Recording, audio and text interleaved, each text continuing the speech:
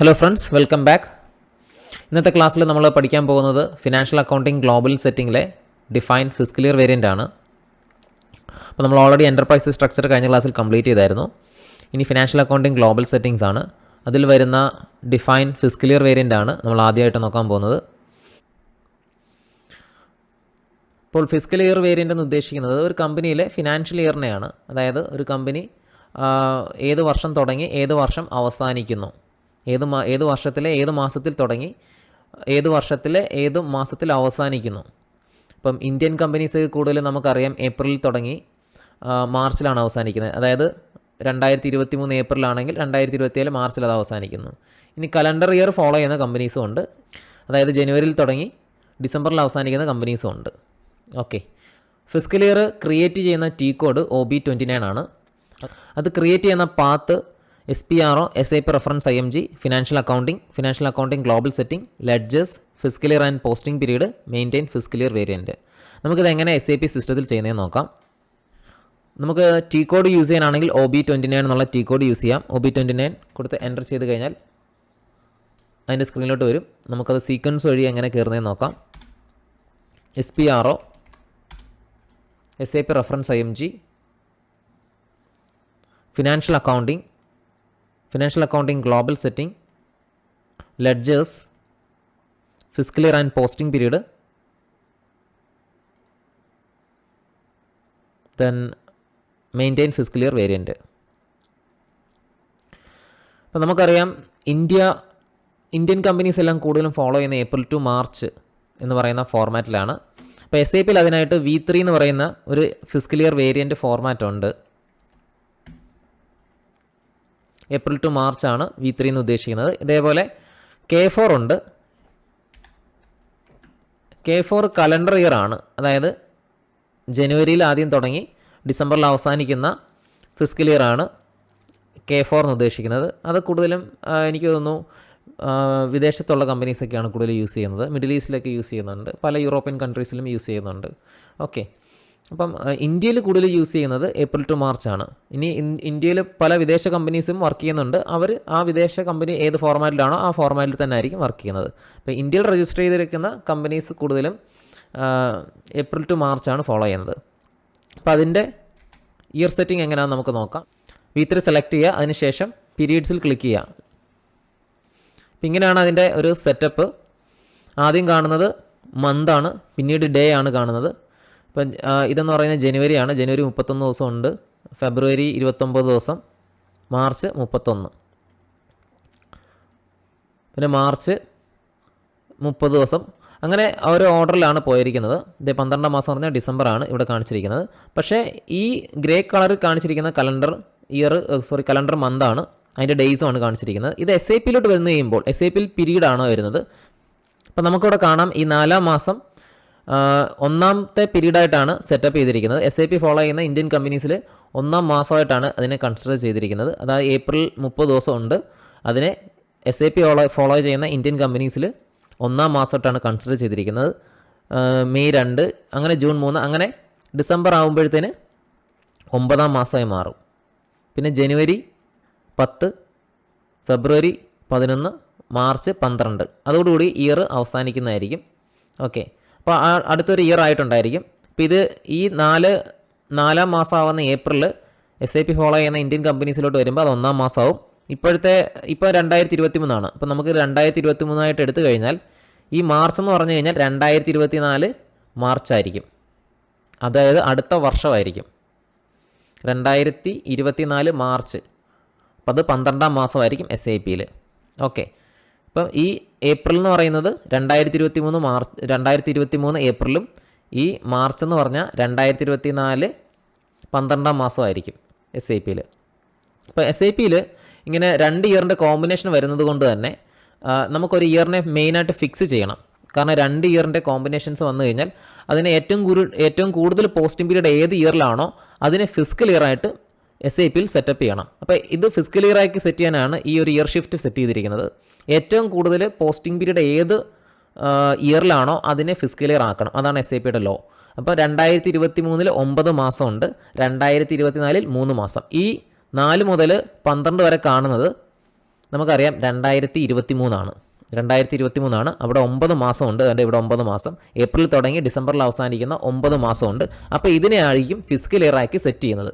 അപ്പം ഈ ഒരു ഇയറിനെ ഫിസിക്കൽ ഇയർ ആക്കി സെറ്റ് ചെയ്യുകയാണ്. അപ്പോൾ ആ ഇയർ തന്നെയാണ് ഫിസിക്കൽ ഇയർ. അതുകൊണ്ടാണ് ഇവിടെ 0 വെച്ച് അതിനെ ഡിനോട്ട് ചെയ്തിരിക്കുന്നത്.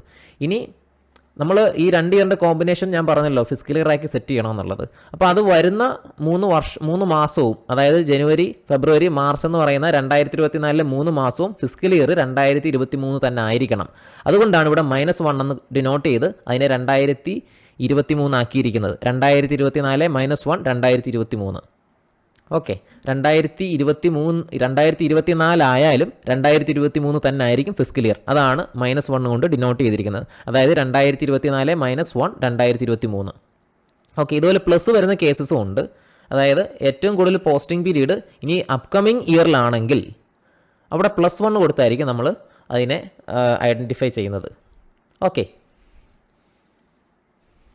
ഇനിയിപ്പോൾ കലണ്ടർ ഇയർ ഫോളോ ചെയ്യുന്ന കമ്പനീസ് ആണെങ്കിൽ ഡയറക്റ്റ് K4 എടുക്കാം.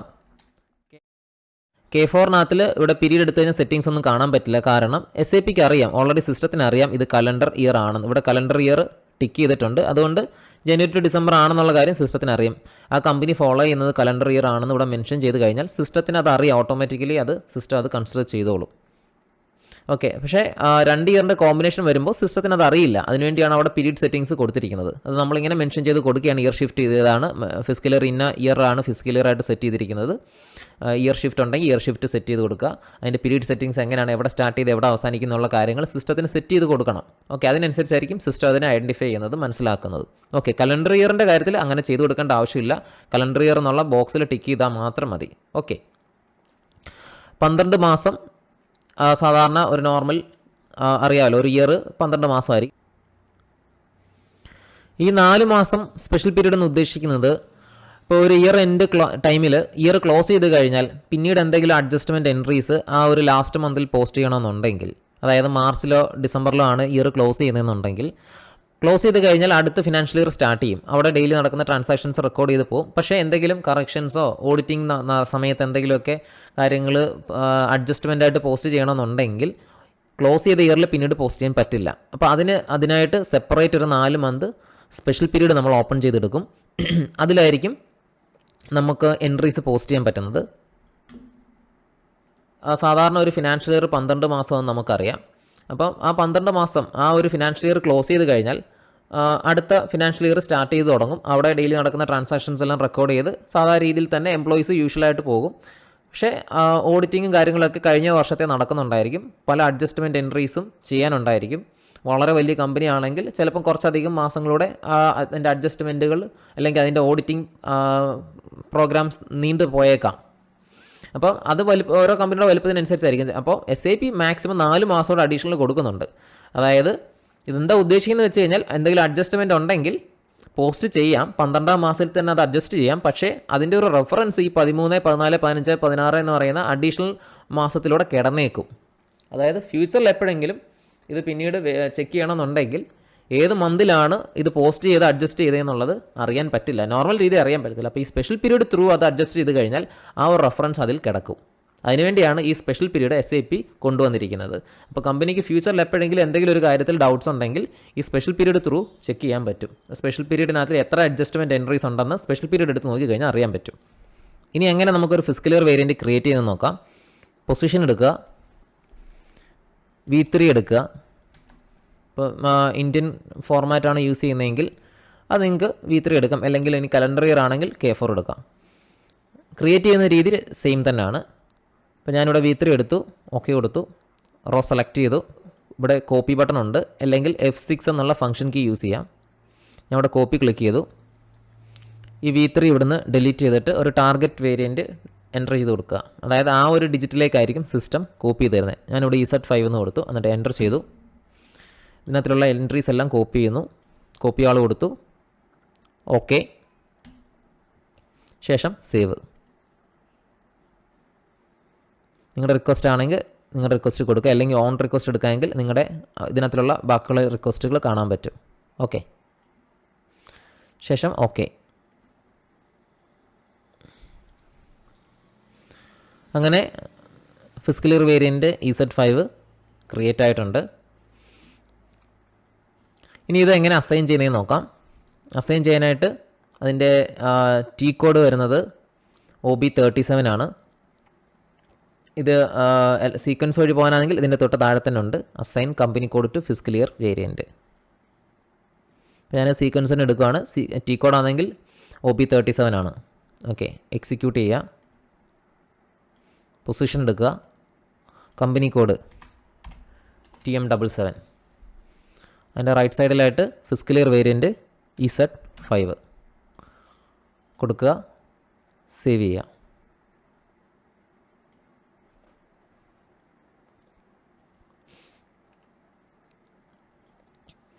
ഓക്കെ, അപ്പോൾ ഇത്രയും കാര്യങ്ങളാണ് ഈ വീഡിയോ സെഷനിൽ പറയാൻ ഉദ്ദേശിച്ചത്. എന്താണ് ഫിസിക്കൽ ഇയർ വേരിയൻറ്റ്, എങ്ങനെ ഒരു ഫിസിക്കൽ ഇയർ വേരിയൻറ്റ് ക്രിയേറ്റ് ചെയ്യാം, എങ്ങനെ ഒരു ഫിസിക്കൽ ഇയർ വേരിയൻറ്റ് കമ്പനി കോഡുമായിട്ട് അസൈൻ ചെയ്യാം. Okay, thank U.